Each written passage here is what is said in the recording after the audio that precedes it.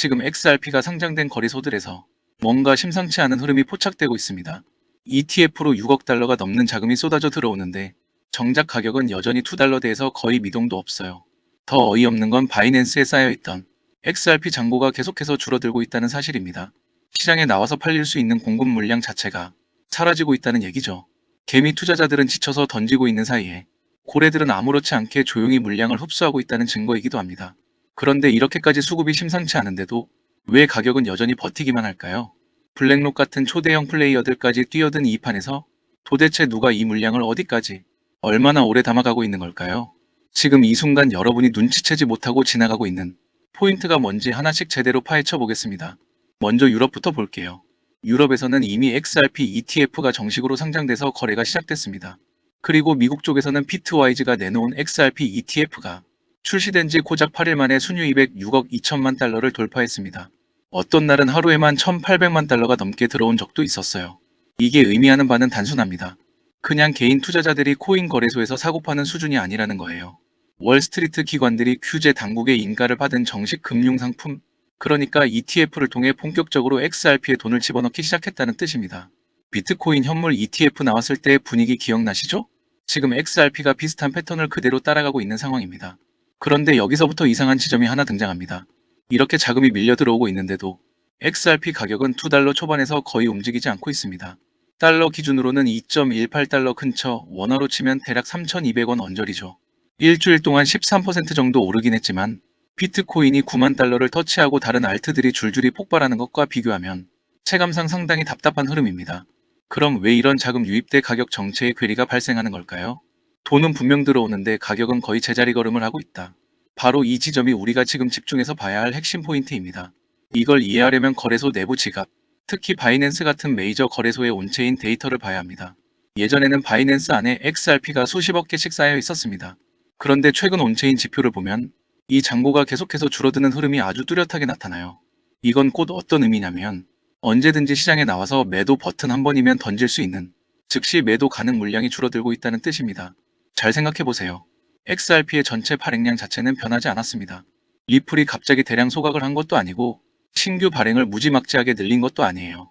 그런데도 거래소 안에 있던 물량만 빠져나가고 있다. 그렇다면 남은 선택지는 둘뿐입니다. 이 코인들이 다른 곳으로 이동하고 있다는 거죠. 첫 번째 가능성은 고래나 장기 투자자들이 물량을 통째로 콜드월렛으로 옮기고 있다는 겁니다. 콜드월렛은 인터넷에 연결되지 않은 지갑이라서 한번 넣어두면 쉽게 다시 시장으로 꺼내 쓰지 않죠. 두 번째는 OTC, 즉 장외거래나 기관 전용 계정으로 넘어가고 있다는 시나리오입니다. OTC 거래는 말 그대로 시장 호가창에 찍히지 않고 큰 손들끼리 뒤에서 조용하게 직거래를 하는 방식입니다. 이 두 경우의 공통점이 뭔지 아시죠? 당장 내일 가격이 조금 올랐다고 단타 치고 나갈 목적으로 들고 있는 물량이 아니라는 겁니다. 온체인 분석가들은 이런 움직임을 보통 조용한 축적, 물밑에서의 스텔스 매집 같은 표현으로 부릅니다. 시장 전체가 광기로 들끓을 때가 아니라 지금처럼 개미들이 질려서 등을 돌리는 구간에 이렇게 묵직한 자금이 하나둘씩 들어오는 패턴, 이 장면 여러분 어디서 많이 보지 않으셨나요? 그렇다고 해서 수급만 보고 이건 무조건 오른다라고 단정 지어버리면 또 한 번 크게 당할 수 있습니다. 왜냐하면 XRP라는 자산이 애초에 어떤 목적과 구조로 설계됐는지를 먼저 이해해야 하기 때문입니다. 그냥 밈코인처럼 재미로 만든 코인이 아니에요. XRP는 국경을 넘는 결제에서 프리지 자산 역할을 하도록 설계된 디지털 토큰입니다. 은행과 결제 회사들이 서로 다른 법정화폐를 주고받을 때 그 중간에서 유동성을 연결해주는 허브 같은 역할을 하라고 나온 겁니다. 이 구조를 이해하려면 복잡하게 생각할 필요도 없습니다. 전 세계에서 하루에 오가는 송금, 무역 결제 규모가 어느 정도일지 떠올려 보세요. 대략 하루 단위로 조 단위 금액이 왔다 갔다 합니다. 리플이 노리고 있는 시장은 이 엄청난 결제 흐름 중에서 일정 비율만이라도 실제 송금 경로에 차사 네트워크를 끼워 넣는 겁니다. 그러면 자연스럽게 이런 질문이 떠오르죠. 그 정도 규모의 유동성을 감당하려면 XRP 한 개당 가격이 어느 정도 레벨까지는 올라가 있어야 합리적인 거 아니냐는 겁니다. 감 잡기 쉽게 아주 단순한 예시를 들어볼게요. 만약 XRP가 수조 달러 규모의 결제를 실제로 담당한다 치면 XRP 가격이 한 달러일 때와 10달러일 때 필요한 토큰 수량은 완전히 달라집니다. XRP가 한 달러라면 동일한 가치를 이동시키기 위해 훨씬 많은 개수의 XRP가 네트워크에 묶여 있어야 합니다. 반대로 토큰 가격이 10달러라면 같은 금액을 움직이는데 필요한 XRP 총량은 10분의 1로 줄어들죠. 이걸 100달러, 500달러처럼 더 높은 단가로 가정하면 갈수록 필요한 토큰 수는 기하급수적으로 줄어들게 됩니다. 그래서 나오는 주장이 바로 이겁니다. XRP가 맡게 될 역할과 비교했을 때 지금의 가격 수준은 구조적으로 너무 낮게 책정돼 있다는 거죠. 이 논리가 과장되면서 어떤 사람들은 이렇게까지 말합니다. 이 가격에선 제 기능을 할 수 없다. 최소 세 자릿수 가격은 찍어야 한다. 이런 류의 예측은 솔직히 말해서 거의 신앙 종교의 영역에 가깝습니다. 그냥 믿느냐 마느냐 그 차이일 뿐이에요. 다만 차분하게 정리하면 그런 주장들도 완전히 허무맹랑한 소리만은 아니라는 겁니다. 역할과 시장 규모가 커지면 어느 순간에는 토큰 단가도 그에 맞춰 재조정될 필요가 있다는 것. 그렇지 않으면 유동성 파이프라인이 지나치게 혼잡해질 수 있다는 기본 논리 자체는 나름 설득력이 있는 구조라는 거죠. 여기에 지금 실제로 진행 중인 또 하나의 거대한 변수를 얹어야 합니다. 바로 조금 전에 언급했던 21세제 XRP ETF, 비트와이즈 XRP ETF 같은 상품들입니다. 이제는 주식 계좌, 퇴직연금 계좌, 기관 랩 어카운트 같은 기존 증권 시스템 안에서도 직접 코인 지갑을 만들지 않고 ETF라는 포맷으로 XRP에 투자할 수 있는 길이 열렸습니다. 예전에는 규제나 내부 규정 때문에 아예 XRP를 담을 수 없었던 자금들이 지금은 SEC 등록 ETF라는 포장을 통해 우회 진입하고 있는 거예요. 여기에 트럼프 행정부가 401k 같은 퇴직연금 계좌에서 디지털 자산 투자를 점진적으로 허용하는 방향으로 움직이고 있다는 점, 그리고 미국 유럽 전반에서 스테이블 코인과 디지털 자산 인프라를 제도권 안으로 끌어들이려는 시도가 이어지고 있다는 점까지 겹칩니다. 이 모든 게 결국 새로운 자금 통로가 하나둘 열리고 있다는 신호로 읽히지 않겠습니까? 이 와중에 리플이 또 뭘 하고 있냐면 RLUSD라는 스테이블 코인을 엄청난 속도로 키우고 있습니다. 이더리움 네트워크 상에서 RLUSD의 시가총액은 이미 10억 달러를 돌파했습니다. 겉으로만 보면 그냥 또 하나의 달러 패깅 스테이블 코인처럼 보이지만 실제 맥락은 조금 다릅니다. 특히 두바이 규제 당국이 RLUSD를 기관용 결제 수단, 말 그대로 은행급 디지털 머니에 가까운 포지션으로 인정해줬다는 게 핵심 포인트입니다. 이 말은 곧 은행과 기관 투자자들이 실제 현업에서 사용하면서도 규제 테두리 안에서 자금 세탁 리스크, 회계 재무제표 처리 등을 감당할 수 있는 수준의 토큰이 되었다는 의미입니다. 그림을 조금 더 그려보죠. 앞단에서는 RLUSD 같은 스테이블 코인이 디지털 달러 역할을 담당합니다. 뒷단에서는 송금 경로와 프리징 유동성을 XRP 레저 쪽에 물려서 확장하는 구조로 설계할 수 있겠죠. 즉, 전면에는 안정적인 스테이블 코인, 후면에는 변동성이 큰 유동성 토큰을 배치하고 이 둘을 모두 리플 생태계 안에서 돌아가게 만드는 청사진이 서서히 눈에 보이기 시작하고 있다는 느낌이 든다는 겁니다. 여기에 또 흥미로운 요소가 하나 더 있습니다. 리플이 미국에서 은행 라이선스까지 신청한 상태라는 점입니다. 이게 실제로 승인까지 난다면 어떤 일이 벌어질까요? 그 순간부터 리플은 단순한 테크 기업이 아니라 공식적으로 은행망에 참여하는 플레이어가 되어버립니다. 연준의 결제 시스템에 직접 계좌를 붙일 수 있는 자격을 노려보고 있다는 얘기이기도 하죠. 그렇게 되면 FEDN-OW 같은 기존 실시간 결제 인프라와 자기들 네트워크를 물리적으로 연동해 쓰는 그림도 이론적으로는 충분히 가능한 시나리오가 됩니다. SWIFT와 같은 전통 인프라와 진짜로 정면 승부를 걸 수 있는 잠재력이 엮여 있다고도 볼 수 있겠죠. 이쯤 되면 자연스럽게 이런 반론이 튀어나옵니다. 이야기는 다 좋다. 그런데 XRP가 그렇게 대단하다면서 왜 아직도 $2대에서 개미들만 멘탈 털리고 있냐? 도대체 뭐하는 프로젝트냐? 솔직히 많은 분들이 속으로 하고 싶은 말일 겁니다. 하지만 시장을 볼 때는 항상 두 개의 레벨로 나눠서 봐야 합니다. 단기적인 투자 심리, 그리고 중장기적인 구조적 변화. 단기 심리만 놓고 보면 지금 XRP 분위기는 굉장히 단순합니다. 한마디로 다들 지치고 피로한 구간이에요. 또 어렵고 복잡한 얘기는 듣고 싶지도 않다. 그냥 쉬고 싶다. 차라리 다른 알트 가서 2배 3배 한 방 노리고 싶다. 이런 정서가 시장 전반에 퍼져 있는 장세입니다. 그래서 제가 계속 말씀드리는 게 이거예요. 이런 구간이 역사적으로 보면 장기 자본이 슬그머니 자리를 잡기 시작하는 타이밍이 되었다는 겁니다. 기대감은 바닥으로 떨어지고 관심도 줄어들고 남아있는 사람들조차 그냥 냅둘까 말까 하면서 갈팡질팡하는 이 구간. 바로 이 시점에서 움직이는 새벽형 자본과 시장에 뒤늦게 반응하는 대중의 자금 흐름은 패턴 자체가 완전히 다릅니다. 게다가 규제 환경도 예전처럼 무턱대고 막는 분위기에서 점점 더 어떻게 쓰게 해줄 것인가 쪽으로 똑똑하게 바뀌고 있습니다. 미국에서는 천재법이다, 디지털 자산 규정 명확화 법안이다 하는 문서들이 의회와 행정부 사이에서 연달아 논의되고 있고 기관용 스테이블 코인을 제도권 안으로 끌어들이려는 시도도 동시에 진행 중입니다. 여기에 OCC가 은행이 특정 디지털 자산을 들고 있으면서 네트워크 수수료를 직접 지불하는 형태로 서비스를 이용할 수 있다는 관리 방향까지 슬며시 꺼내놓은 상태입니다. 겉으로 보기엔 사소해 보일 수 있지만 메시지는 꽤 분명합니다. 우리가 규칙을 만들어줄 테니 쓰려는 쪽은 정식으로 쓰라. 쓰려면 어떻게 해야 하죠? 결국 토큰을 실제로 사서 수수료를 내야 합니다. 여기서 뭔가 감이 오지 않으십니까? XRP를 둘러싸고는 이런 이야기까지 더해집니다. 일부 SPAC, 즉 인수목적 회사들이 아예 자기들 재무제표상에서 디지털 결제 준비금 같은 성격으로 XRP를 통째로 들고 가고 있다는 주장들이 나오고 있는 겁니다. 심지어 3억에서 10억 달러 상당의 XRP를 보유 중이라는 추적 보도도 여러 차례 등장했습니다.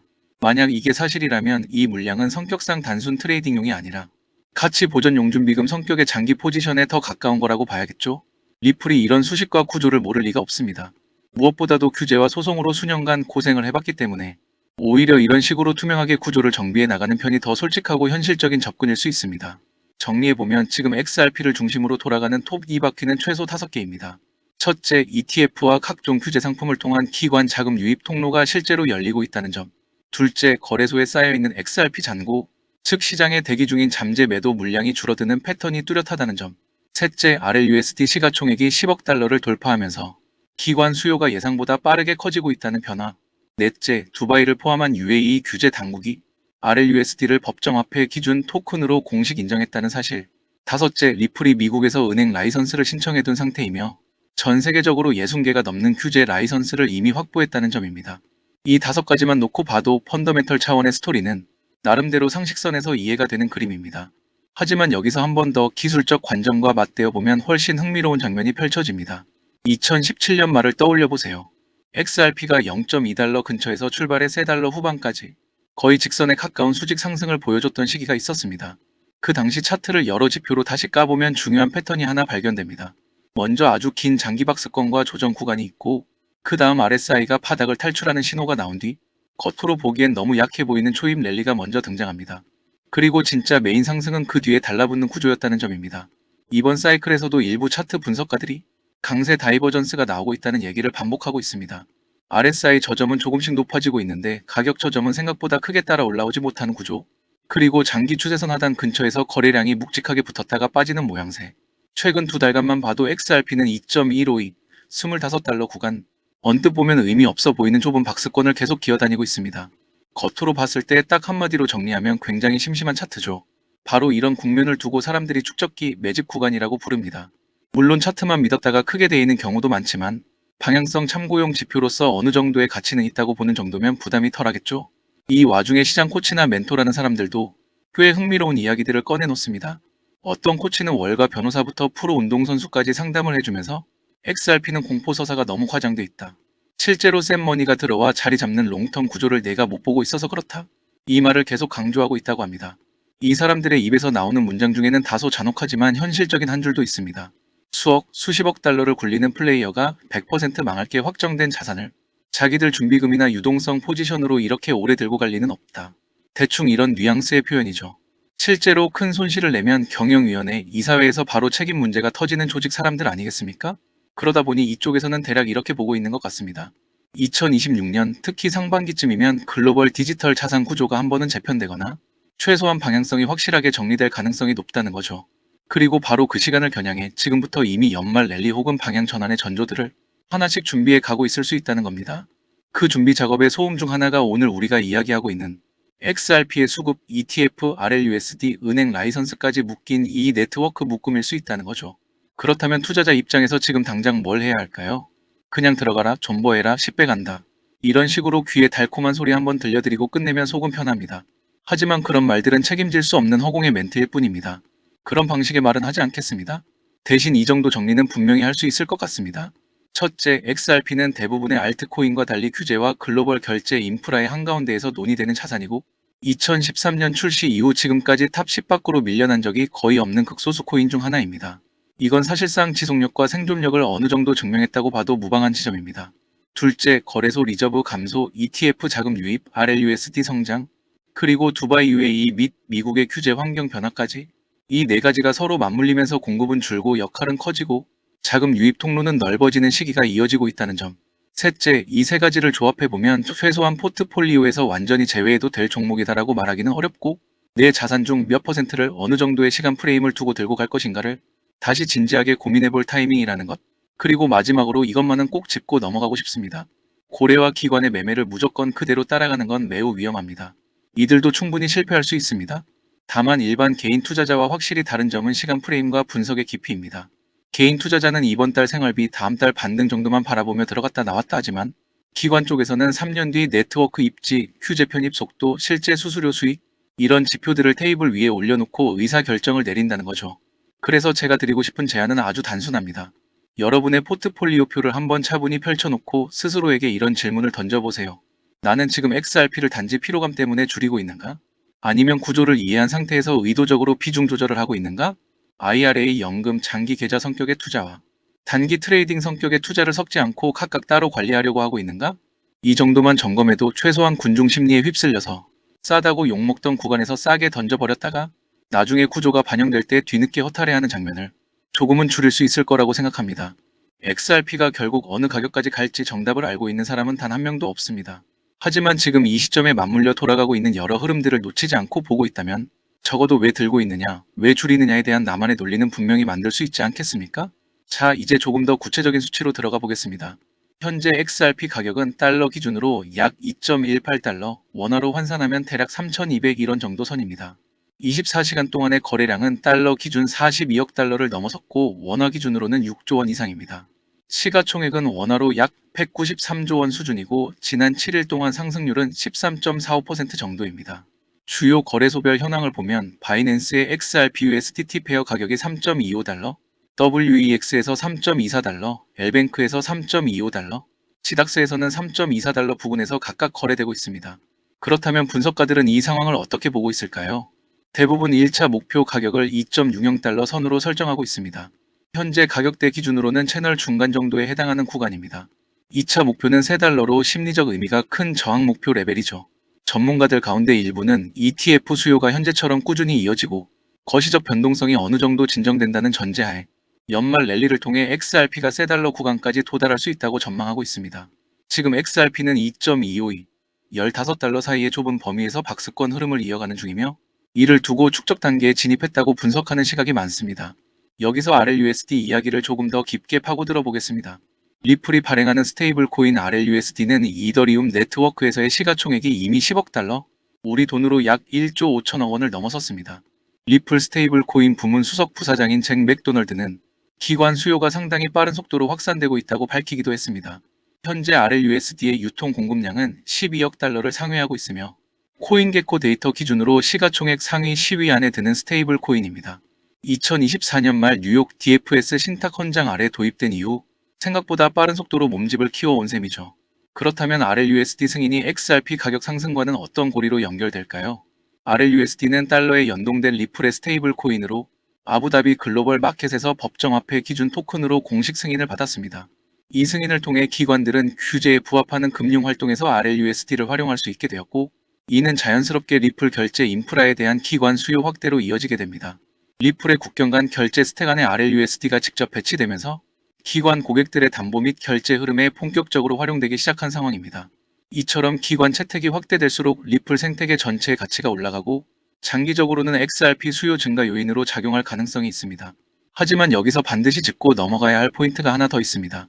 바로 XRP 공급량 이슈입니다. 현재 리플은 여전히 에스크로 계정에 100억 개 이상의 XRP를 보유하고 있습니다. 이처럼 대규모 잠재 공급 물량은 이론상으로는 언제든지 시장에 나올 수 있는 상시적인 판매 압력으로 작용할 수 있습니다. 동시에 주요 암호화폐 거래소들이 보유하고 있는 XRP 잔고는 계속해서 의미 있게 감소하고 있으며 ETF는 매일 수십억 달러 규모의 XRP를 흡수하고 있는 상황입니다. 즉, 이 두 가지 힘이 지금 서로 팽팽하게 맞부딪히고 있는 구도입니다. 그렇다면 리플은 UAE 외에 또 어떤 규제 승인을 받아왔을까요? 리플은 두바이에서 2025년 3월 DFSA로부터 정식 규제 승인을 획득해 두바이 국제금융센터 안에서 암호화폐 결제 서비스를 제공할 수 있게 됐습니다. 이는 DFSA가 라이선스를 부여한 최초의 블록체인 기반 결제 제공업체라는 타이틀을 함께 의미합니다. 전 세계적으로는 싱가포르 통화청의 주요 결제 기관 라이선스, 뉴욕 금융서비스국의 신탁헌장, 아일랜드 중앙은행의 가상자산 서비스 제공자 등록 등을 포함해 총 60개가 넘는 규제 라이선스를 보유하고 있습니다. 그렇다면 UAE가 암호화폐 기관 채택에서 중요한 허브로 거론되는 이유는 뭘까요? 중동 지역의 은행과 지급 결제 회사들은 미국과 유럽에 비해 토큰화된 결제 인프라 도입에 훨씬 더 적극적인 태도를 보이고 있습니다. 두바이는 4천억 달러 규모의 국제 무역을 담당하는 세계 최대 국경 간 결제 허브 중 하나이며 블록체인 핀테크 혁신의 글로벌 중심지로 빠르게 자리 잡았습니다. UAE 내부에서는 현재 높은 수수료, 느린 결제 속도, 부족한 투명성 등 기존 국경 간 결제 시스템의 비효율을 개선하려는 수요가 폭발적으로 늘어나고 있습니다. 리플이 바로 이 빈틈을 파고드는 솔루션을 제공하려 하고 있는 것이죠. 그렇다면 리플이 추진 중인 블록체인 활용 사례는 결제 외에 또 어떤 것들이 있을까요? 리플은 두바이 토지국가 파트너십을 맺고 XRP 원장을 활용해 디지털 부동산 등기부를 발급하는 프로젝트를 진행 중입니다. 두바이의 부동산 기록 시스템을 현대화하는 데 기여하면서 결제를 넘어선 블록체인 응용 사례를 제시하고 있는 셈입니다. 리플이 미국 내 규제 문제를 진짜로 해결하고 있는가? 이 질문도 많이들 하시는데요. 리플은 여전히 미국 증권거래위원회와의 법적 분쟁에 일부 휘말려 있습니다. 다만 최근 보도에 따르면 해당 사건은 조만간 마무리 국면에 진입할 수 있으며 리플 법률팀은 2023년 8월 1심 판결을 바탕으로 보다 유리한 조건의 합의를 끌어내기 위해 협상을 이어가고 있는 것으로 알려졌습니다. 그렇다면 XRP가 3달러까지 올라갈 가능성은 어느 정도일까요? 기술적 분석에 따르면 2.60달러 이상을 안정적으로 지지해주면 추가 상승 여력이 열리게 됩니다. 만약 2.672, 70달러 구간을 돌파한다면 3달러 레벨을 테스트할 가능성이 높아지고 2.81달러까지 넘어서면 3.10달러, 심지어 3.66달러까지 확장될 수 있다는 분석도 제시되고 있습니다. 다만 현재 시점에서는 매도 압력이 여전히 강한 편이어서 추가 랠리를 위해서는 고래들의 적극적인 매수 개입이 필수적인 상황입니다. XRP 현물 ETF가 이미 승인된 상태냐는 질문에 대해서는 네, 나스닥에 상장된 커넬이 XRP ETF가 출시된 상태이며 현재까지 약 1억 3,800만 달러 규모의 자금이 유입된 것으로 집계됩니다. 비트와이즈, 프랭클린 템플턴 등 대형 자산운용사들도 XRP 현물 ETF 출시를 위한 신청을 진행 중에 있습니다. 그렇다면 기관 자금이 정말로 XRP로 들어오고 있느냐? 이에 대해서는 예, 실제로 유입이 포착되고 있다고 답할 수 있습니다. 커넬이 XRP ETF 출범 이후 1억 달러가 넘는 자금이 들어왔다는 점 자체가 기관 투자자들이 ETF를 통해 XRP에 간접적으로 접근하려 한다는 것을 꽤 명확하게 보여주는 지표입니다. 리플이 정말로 각국 정부와 손잡고 움직이고 있느냐는 질문도 빠지지 않는데요. 리플은 마스터카드, 제미니, 웹뱅크 등과 전략적 파트너십을 체결하고 스테이블 코인 RLUSD를 활용한 결제 파일럿을 진행하고 있습니다. 이를 통해 실제 금융 인프라 안에서 쓰일 수 있는 유스케이스를 쌓아가는 중입니다. 11월에 XRP가 크게 뛴다더라는 말도 자주 나오죠. 이건 사실일까요? 역사적으로 보면 11월은 XRP에게 강세 성향이 강했던 달입니다. 과거 통계를 보면 평균 수익률이 약 88%, 중앙값 기준으로는 약 25% 상승을 기록해왔습니다. 다만 올해의 경우 장기 보유자들의 차익 실현 매도와 단기 트레이더 이탈이 겹쳐 있어서 과거와 같은 강세 패턴이 그대로 반복될지는 미지수라는 평가가 많습니다. 그렇다면 XRP가 떨어질 가능성은 없냐? 고 물으신다면 당연히 하락 리스크 역시 존재합니다. 여전히 일부 기술 지표들은 약세 신호를 보여주고 있고 만약 2.20달러 지지선을 확실히 하회한다면 1.50달러 부근까지도 되돌림이 나올 수 있다는 분석도 제기되고 있습니다. 지금 이 타이밍에 XRP에 들어가야 하느냐 말아야 하느냐. 이 부분은 결국 각자의 투자 성향과 리스크 허용 범위에 따라 달라지는 문제입니다. 긍정적인 요소로는 기관 자금 유입, ETF 관련 진전, 그리고 규제 명확성이 조금씩 확보되고 있다는 점을 들 수 있습니다. 반대로 부정적인 요소로는 여전히 존재하는 높은 매도 압력, 기술적 약세 구간, 일부 장기 보유자들의 이탈 등을 꼽을 수 있겠죠. 그렇다면 가격은 정체되어 있는데 왜 바이낸스의 XRP 리저브는 줄어들고 있느냐? 이 질문으로 다시 돌아가 보겠습니다. 바이낸스 XRP 리저브 감소는 고래와 기관 투자자들이 거래소에서 XRP를 대량으로 인출하고 있다는 신호입니다. 이는 개미 투자자들이 지쳐서 던지는 동안 기관과 고래들이 장기 보유를 목적으로 콜드월렛이나 커스터디 계정으로 물량을 옮기고 있다는 뜻입니다.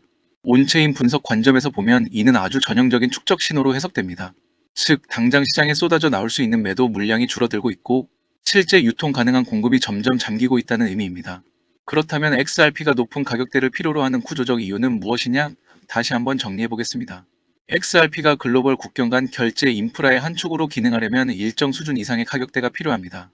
예를 들어 1조 달러 규모의 유동성을 처리해야 할 때 XRP가 1달러라면 이론적으로 1조 개의 토큰이 필요하지만 10달러라면 같은 가치를 옮기는 데 필요한 토큰 수가 100억 개로 줄어듭니다. 이처럼 유동성 파이프라인 개념상 XRP에 부여된 설계 역할과 현재 가격 수준 사이의 괴리가 장기적으로는 위쪽으로의 압력, 즉 상방 압력으로 작용할 수 있다는 겁니다. 그렇다면 2025년 말까지 XRP 가격 목표는 어디쯤으로 보는가? 분석가들 사이의 의견은 꽤 다양합니다. 비교적 보수적인 시나리오는 3달러를 1차 목표로 보고 있고 좀 더 공격적인 전망은 810달러 구간까지 열어두고 있습니다. 또 어떤 쪽에서는 2025년 12월 말까지 5.05달러 도달을 현실적인 타깃으로 제시하기도 합니다. 물론 이 모든 전망은 ETF 승인과 기관 투자자 유입이 현재와 같은 흐름으로 무리 없이 이어진다는 전제를 깔고 있습니다. XRP 현물 ETF 최종 승인은 언제쯤으로 잡고 있느냐라는 질문에는 21세즈가 2025년 11월 SEC에 XRP 현물 ETF 팔어 신청서를 제출하면서 20영업일 심사 절차가 시작되었다는 점을 언급할 수 있습니다. SEC가 이 기간 내에 별다른 조치를 취하지 않으면 그레이스케일 XRP ETF는 자동 승인 절차를 밟게 됩니다. ETF 승인 여부와 타이밍은 향후 XRP 가격을 움직일 결정적인 변수 중 하나가 될 것으로 예상됩니다. 그렇다면 XRP는 2026년까지 어느 정도 레벨까지 도달할 수 있다고 보느냐? 기술 분석가들 중 일부는 강세 플래그 패턴과 ETF 모멘텀을 근거로 2026년 초까지 810달러 구간을 주요 목표로 제시하고 있습니다. 또 다른 강세론자들은 2030년까지 26.50달러도 가능하다는 장기 시나리오를 내놓기도 합니다. 다만 내년 1월까지 20달러 도달 같은 전망은 현재 기준으로는 상당히 공격적인 야심찬 목표로 평가되고 있습니다. 단기적인 하락 리스크 구간을 다시 짚어보면 기술적 관점에서 가장 중요한 1차 지지선은 2.20달러 부근입니다. 이 구간을 명확히 깨고 내려간다면 2.08달러까지 열려있고 과거 패턴을 근거로 1.50달러까지도 열어둬야 한다는 보수적인 분석도 존재합니다. 리플의 글로벌 결제 확장 현황을 다시 한번 요약해보면 이렇습니다. 리플은 ISO 20022통합, 은행 라이선스 확보, 결제망 인프라 확장, 국채시장 진출 등 여러 방향으로 사업을 확장하고 있습니다.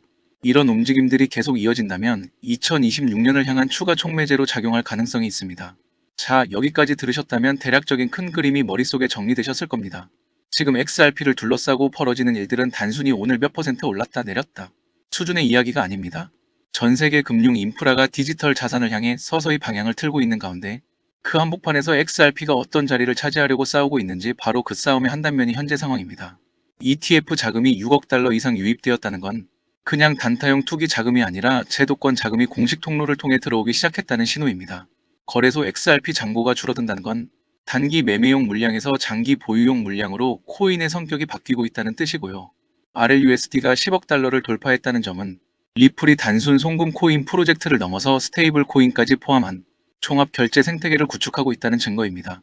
두바이와 UAE에서 각종 규제 승인을 받았다는 사실은 중동의 막대한 무역 자금이 앞으로 리플 네트워크를 통해 흐를 수 있는 경로가 열렸다는 의미입니다. 미국에서 은행 라이선스를 신청했다는 건 연준 시스템과 직접적으로 연결될 수 있는 가능성을 리플이 실제로 타진하고 있다는 뜻이기도 합니다.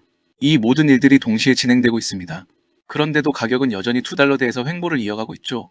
이 구간이야말로 누군가에겐 엄청난 기회일 수 있고 다른 누군가에겐 치명적인 함정이 될 수도 있는 자리입니다. 개미 투자자들은 지쳐서 던지고 있고 고래들은 묵묵히 물량을 주워 담고 있는 현재 이 순간, 여러분은 어느 쪽의 행동과 더 가까운 선택을 하고 계십니까? 구조를 이해하고 판단하실 건가요? 아니면 단기적인 감정과 공포에 흔들리면서 결정하실 건가요? 정답은 누구도 모릅니다. 다만 확실한 건 지금 XRP 주변에서 벌어지고 있는 변화들이 결코 작은 스케일의 움직임은 아니라는 사실입니다. 이게 앞으로 어떤 결과로 이어질지는 시간이 지나야 알 수 있겠지만 적어도 아무 생각 없이 무시하고 지나쳐도 될 수준의 변화는 분명 아닙니다. 여러분의 포트폴리오에서 XRP를 어떻게 가져갈지, 어떤 비중과 어떤 기간으로 가져갈지는 전적으로 여러분의 선택입니다. 다만 오늘 정리해드린 이 정도 정보와 맥락은 최소한 알고 나서 판단하셔야 나중에 결과가 어떻게 나오든 후회는 덜하지 않겠습니까? 이미 많은 분들이 느끼고 계시겠지만 요즘 블록체인 시장에는 또 다른 가문 비즈니스가 하나 더 자리 잡고 있습니다. 그 유명한 트럼프 가문의 코인들처럼 최근에는 일론 머스크 일가에서도 거대한 프로젝트를 물밑에서 준비하고 있습니다. 머스크 가문은 스페이스X, 테슬라, 뉴럴링크에 이어 이제는 블록체인 사업 영역까지 손을 뻗치고 있는 상황이죠. 이 흐름을 단순히 사업 분야 하나 더 늘린 정도로만 볼 수는 없습니다. AI와 블록체인을 결합한 새로운 산업, 생태계를 아예 통째로 선점하려는 머스크 가문의 움직임이 포착되고 있습니다. 최근 머스크의 동생 킴벌 머스크가 참여하고 있는 지속 가능한 금융 프로젝트가 알고 보니 머스크 가문을 축으로 한 디지털 자산 네트워크 구축 실험이었다는 사실이 확인됐습니다. 다시 말해 형이 만들어 놓은 AI 인프라 위에 동생이 설계한 블록체인 금융 시스템을 그대로 올려버리는 구조인 겁니다. 이 퍼즐이 완전히 맞춰지게 되면 머스크가 소유한 X 안에서 곧바로 거래와 결제가 가능한 실물, 결제형 코인 생태계가 열릴 가능성이 매우 높습니다. 실제로 시장 안에서는 벌써 이 중심축이 될 머스크 패밀리 코인 후보들이 여러 거론되고 있습니다. AI 결제 특화 코인, 위성 데이터에 연동된 코인, 여기에 테슬라, 에너지 거래를 위한 코인 후보들까지 다양합니다. 이 가운데 단 하나만이라도 공식 지원을 받게 되면 트럼프 가문이 코인이 급등했던 것처럼 머스크라는 이름 하나만으로 전 세계 유동성이 폭발적으로 몰려들 겁니다. 언론 기사로 본격적으로 다뤄진 뒤에 움직이기 시작하면 이미 한 발 늦은 겁니다. 지금 이 순간이 바로 타이밍입니다. 시장이 잠잠할 때 먼저 자리를 잡아둔 사람들만이 2026년에 머스크 졸업 코인을 실제로 손에 쥐게 될 가능성이 높습니다. 저 역시 오늘 영상의 마지막 부분에서 이 프로젝트와 연결된 구체적인 코인 이름들, 그리고 현재 기관 자금이 유입되고 있는 초기 단계의 데이터까지 한 번에 정리해서 공유해 드리려고 합니다. 이 영상 끝까지 함께 해주신 분들께만 그 정보를 받아보실 수 있는 창구를 열어드리겠습니다. 따라서 지금 화면에 보이는 제 개인 연락처 010-3251-7782번으로 머스크라고 적어 보내주시면 제가 직접 이 프로젝트의 이름과 목표가, 그리고 구체적인 진입 구간까지 안내해 드리겠습니다. 지금 우리가 이야기하고 있는 건 그저 가볍게 소비되는 투자 테마 정도가 아닙니다. 전 세계 자본과 기술이 움직이는 방향의 한가운데 바로 그 중심축에 서 있는 이야기입니다. AI, 위성, 블록체인, 그리고 머스크라는 이름. 이 네 요소가 하나로 결합하는 순간, 그건 단순한 가격 상승이 아니라 완전히 새로운 시장이 열리는 출발점이 될 것입니다. 영상 끝까지 함께 해주셔서 진심으로 감사드리고 구독과 좋아요 한 번씩 부탁드립니다.